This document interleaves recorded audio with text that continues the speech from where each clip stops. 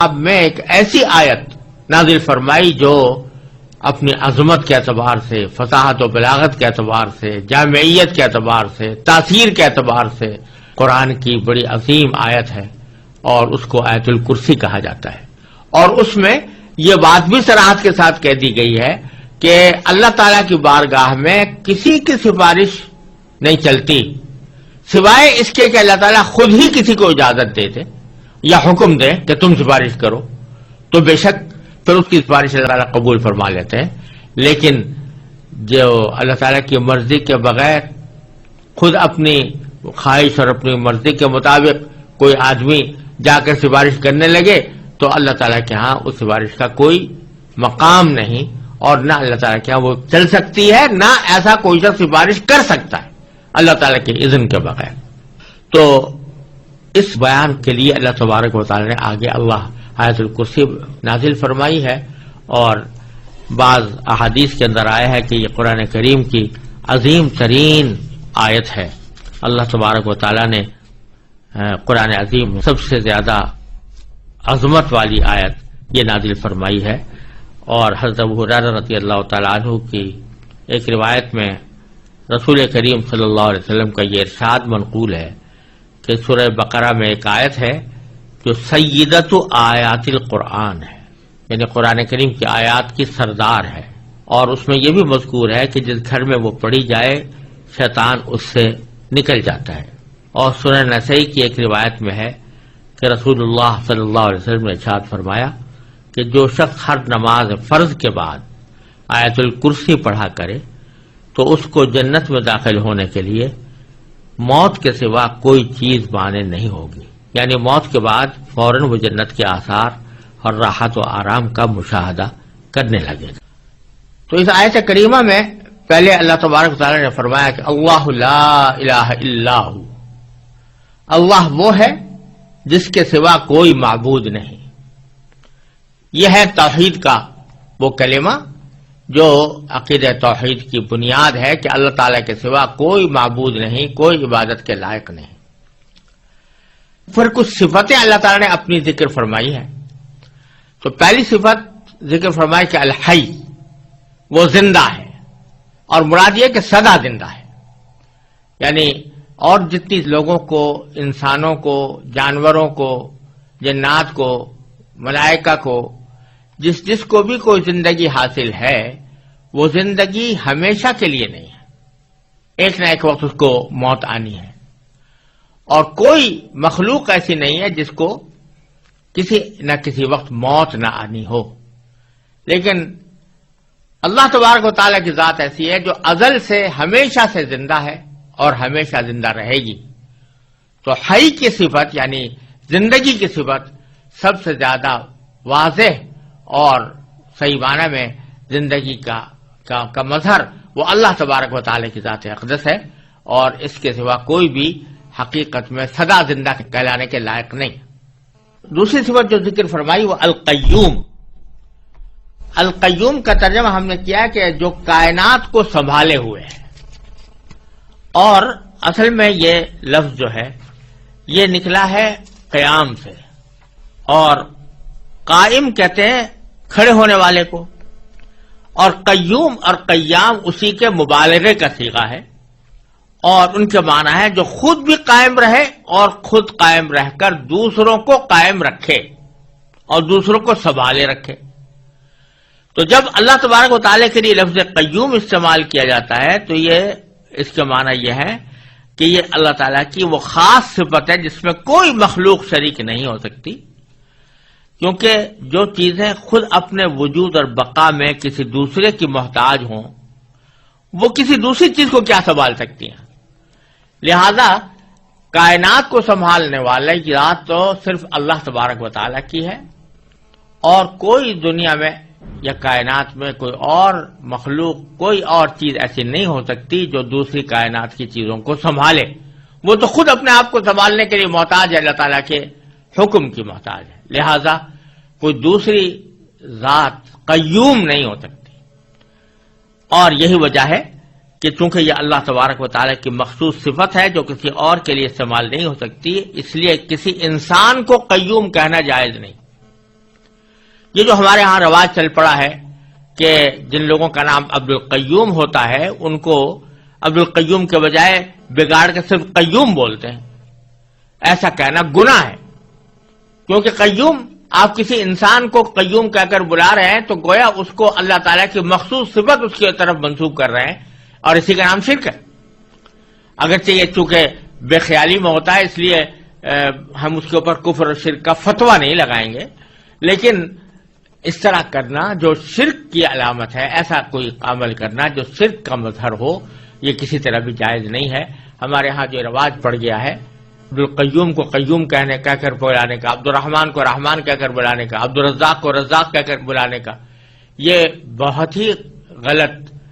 طریقہ ہے، اور اس میں اللہ بچائے شرک کا اندیشہ ہے، لہذا اس سے ہمیشہ پرہیز کرنا چاہیے۔ پھر اللہ تعالیٰ نے فرمایا کہ لا تاخذہ سنۃ ولا نوم، اللہ تبارک و تعالیٰ کو نہ کبھی اونگ لگتی ہے اور نہ نیند، یعنی کہا یہ جا رہا ہے کہ زندہ تو ہے لیکن تم اپنی طرح کی زندگی پر قیاس نہ کرنا کہ جیسی تمہاری زندگی ہے، کہ اس زندگی میں تم محتاج ہو اس بات کے کہ کبھی نہ کبھی تمہارے اوپر موت جیسی نیند طاری ہو، اگر وہ نیند نہ آئے تو تم پریشان ہو جاتے ہو اور تم تھک جاتے ہو، لیکن اللہ تبارک و تعالی ان تمام چیزوں سے بے نیاز ہے، نہ اس کو اونگ لگتی ہے۔ سنہ کہتے ہیں ابتدائی نیند کا جو ابتدائی حصہ ہوتا ہے، جس کو اردو میں اونگ سے تعبیر کر سکتے ہیں، اس کو سنہ کہا جاتا ہے، اور نوم باقاعدہ پوری نیند کو کہتے ہیں۔ تو اللہ تعالیٰ کو نہ اونگ لگتی ہے اور نہ نیند۔ پھر فرمایا کہ لہو ما فی السماوات و ما فی الارض، اسی کے لیے ہے جو کچھ ہے آسمانوں میں اور جو کچھ ہے زمین میں، یعنی زمین و آسمان کے درمیان جتنی چیزیں ہیں، زمین و آسمان کے اندر جتنی چیزیں ہیں، وہ ساری کی ساری اللہ تعالیٰ کی ملکیت ہیں، کوئی اور ان کی ملکیت میں اللہ تعالیٰ کا شریک نہیں، وہ خود مختار ہے، اس کے قبضہ قدرت میں سب کچھ ہے۔ جب یہ بات ہے تو اشارہ اس طرف ہے کہ جس شخص کی یا جس ذات کی قدرت میں اور اس کے احاطہ علم میں ساری کائنات ہو اور وہ جو چاہے کرنے پر قادر ہو، ساری کائنات کی چیزیں اس کی ملکیت ہوں، اس کو اپنا کاروبار خدائی چلانے کے لیے کسی شریک کی حاجت کیوں ہو؟ شریک کی حاجت تو اس کو ہوتی ہے کہ جو کسی نہ کسی جگہ حاجت مند ہوتا ہے، تو اپنی حاجت پوری کرنے کے لیے وہ کسی کی مدد چاہتا ہے۔ اللہ تبارک و تعالیٰ کو اس کی کوئی ضرورت نہیں، ساری کائنات اس کی ملکیت ہے۔ پھر فرمایا کہ من ذا الذی یشفع عندہ الا باذنہ، کون ہے جو اس کی اجازت کے بغیر اس کے حضور کسی کی سفارش کر سکے؟ یعنی جو عقیدہ تھا کافروں کا کہ یہ بت اور دیوتا یہ ہماری سفارش کریں گے اللہ تبارک و تعالیٰ کی بارگاہ میں، اس کی تردید ہو رہی ہے کہ اللہ تعالیٰ کے ہاں کوئی سفارش نہیں کر سکتا جب تک کہ اللہ ہی کی طرف سے اجازت نہ ہو۔ اللہ تبارک و تعالیٰ کی اجازت، یہ جو تمہارے دل میں تصور ہے کہ یہ دیوتا جو ہیں یہ خود اپنی مرضی سے اللہ تعالیٰ کے ہاں سفارش کر دیں گے اور اللہ تعالیٰ ان کی ناز برداری کرتے ہوئے ان کی سفارش قبول کر لیں گے، یہ خیال غلط ہے۔ اللہ تعالیٰ کے ہاں کوئی سفارش اللہ تعالیٰ کی اجازت کے بغیر نہیں کر سکتا۔ ہاں جن کو اللہ تعالیٰ خود ہی حکم دے دے، اجازت دے دے، جیسے پیغمبروں کو بعض مرتبہ اجازت دی جائے گی، اور نبی کریم عالم صلی اللہ علیہ وسلم کو شفاعت کا منصب عطا فرمایا جائے گا۔ تو یہ در حقیقت اللہ تبارک و تعالیٰ ہی کی طرف سے ایک انداز کرم ہے اپنے بندوں کے اوپر، کہ اس انداز کرم کے تحت اللہ تبارک و تعالیٰ نے کسی کو بندوں کی سفارش کی اجازت عطا فرما دی، اس کے تحت وہ سفارش کرتے ہیں۔ ایسا نہیں ہے کہ اللہ تبارک و تعالیٰ کو تو پتہ نہیں تھا کہ یہ شخص آیا قابل معافی ہے یا نہیں ہے، یہ جنت کے لائق ہے یا نہیں ہے، اور پیغمبر کے کہنے سے اللہ تبارک و تعالیٰ نے اس کو جنت میں داخل کر دیا اور اس کی مغفرت کر دی، بلکہ اللہ تعالیٰ کے علم ازلی میں ہے ہر شخص کے بارے میں کہ کون شخص جنتی ہے، کون شخص اللہ تبارک و تعالیٰ کے ہاں مقبول اور مقرب ہے، اور کس کی مغفرت کرنی ہے اللہ تعالیٰ خوب جانتے ہیں۔ لیکن ایک انداز کرم ہے کہ براہ راست وہ مغفرت اور رحمت کا معاملہ کرنے کے بجائے اس کو نبی کریم صلی اللہ علیہ وسلم کی یا کسی اور پیغمبر کی شفاعت پر موقوف کر دیا کہ یہ سفارش کریں گے تو ہم یہ کرم فرما دیں گے۔ تو سفارش کرنے والے کا بھی اعزاز ہے، اس میں سفارش کرنے والے کا بھی اکرام ہے، اور ساتھ ہی جس شخص کے ساتھ معاملہ ہو رہا ہے اس کو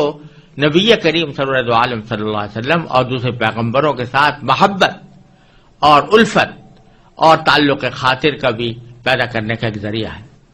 لیکن یہ وہ شفاعت نہیں ہے جو دیوتاؤں کی سفارش کا عقیدہ جاہلیت کے اندر تھا کہ یہ لوگ اللہ کی مرضی کے برالرغم بھی سفارش کر دیں گے اور وہ سفارش اللہ کے ہاں مقبول ہوگی۔ تو فرماتے ہیں کہ کون ہے جو اللہ تعالیٰ کے ہاں حضور سفارش کر سکے مگر اس کی اجازت سے۔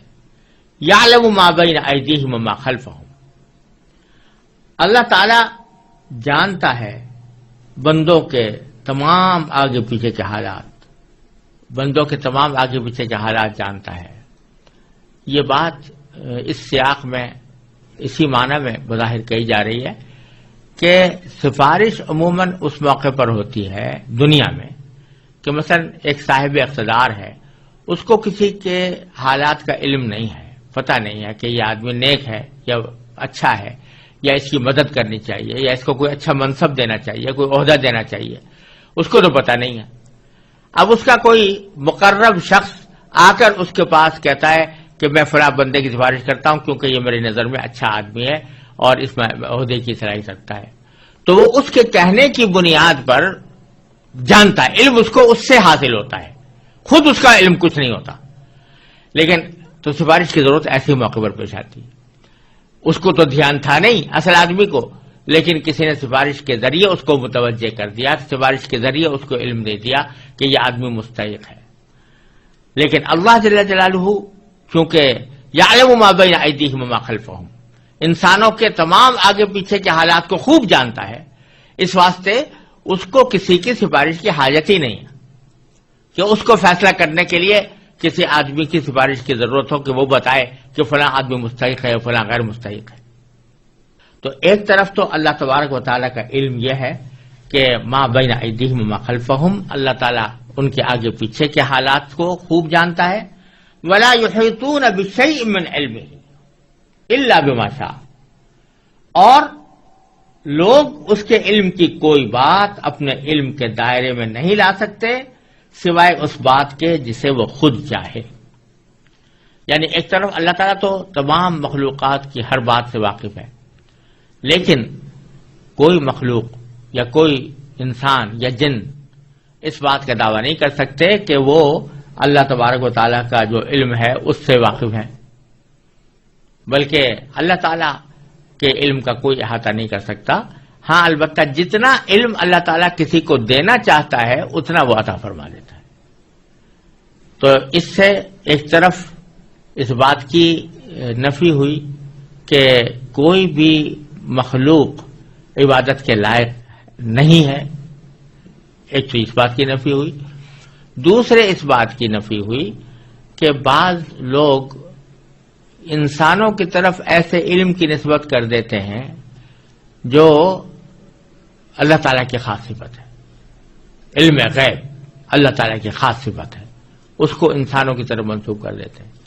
تو اللہ تعالیٰ فرماتے ہیں کہ یہ علم غیب کسی کو نہیں ہو سکتا، کوئی مخلوق اللہ تعالیٰ کے علم کا احاطہ نہیں کر سکتی الا بما شاء، ہاں جتنا اللہ تعالیٰ دینا چاہتا ہے وہ دے دیتا ہے۔ تو اپنے انبیاء کرام کو غیب کی باتوں میں سے جتنی باتیں اللہ تبارک و تعالیٰ دینا چاہتے ہیں وہ اپنے انبیاء کرام کو عطا فرما دیتے ہیں۔ ذالک من انباء الغیب نوحیہ الیک، فرمایا قرآن کریم میں کہ غیب کی خبریں ہیں جو ہم آپ کو وحی کے ذریعے بتا رہے ہیں۔ تو اللہ تبارک و تعالیٰ یہ غیب کی خبریں اپنے انبیاء کو عطا فرماتے ہیں جتنی چاہتے ہیں، اور حضور نبی کریم صلی اللہ علیہ وسلم کو ایسی بے شمار خبریں اللہ تعالیٰ نے عطا فرمائی اور اللہ تعالیٰ نے اپنے فضل و کرم سے اتنا علم چاہا وہ نبی کریم صلی اللہ علیہ وسلم کو عطا فرمایا، لیکن یہ بات واضح ہے کہ وہ اللہ تعالیٰ کے علم کے مقابلے میں کسی بھی مخلوق کا علم کوئی نسبت نہیں رکھتا۔ اور دوسرا یہ کہ اللہ تعالیٰ ہی جس کو چاہتا ہے جتنا چاہتا ہے علم عطا فرماتا ہے، کوئی شخص یا کوئی ذات یا کوئی مخلوق اپنے طور پر کوئی علم حاصل نہیں کر سکتی۔ پھر فرمایا وسع کرسیہ السماوات والارض، اللہ تعالیٰ کی کرسی آسمانوں اور زمین کی وسعت رکھتی ہے، یعنی سارے آسمان اور سارے زمین کو اس نے گھیرا ہوا ہے۔ یہ کرسی کیا چیز ہے، اس کی حقیقت تو اللہ تبارک و تعالی ہی بہتر جانتے ہیں۔ یہاں تو اتنی بات فرمائی ہے کہ سارے آسمان اور زمین کو اس نے گھیرا ہوا ہے، اور چونکہ اللہ تبارک و تعالی اٹھنے بیٹھنے کی جو صفات ہوتی ہیں مخلوق کی، اس سے بے نیاز ہیں، اور نہ کسی جگہ کے محتاج ہیں، نہ کسی بیٹھنے کے آلے کے محتاج ہیں۔ لہذا اس کرسی کے وہ معنی تو ہو نہیں سکتے جو دنیا کے اندر معنی ہوتے ہیں کہ آدمی اس کے اوپر بیٹھتا ہے۔ تو اس کا حقیقی کیفیت کیا ہے اس کرسی کی، اور اس کی کنہ کیا ہے، اس کا ادراک در حقیقت انسانی عقل سے بالا تر ہے، اس لیے ہم اس کے بارے میں کوئی تفصیل نہ جان سکتے ہیں نہ بیان کرتے ہیں۔ البتہ مستند روایات حدیث سے اتنا معلوم ہوتا ہے کہ عرش اور کرسی دونوں بہت عظیم الشان جسم ہے، جو تمام آسمان اور زمین سے بدرجہ بڑے ہیں۔ اب ان کی کیفیت کیا ہے اور کیا ان کی شکل اور حیات کیا ہے، یہ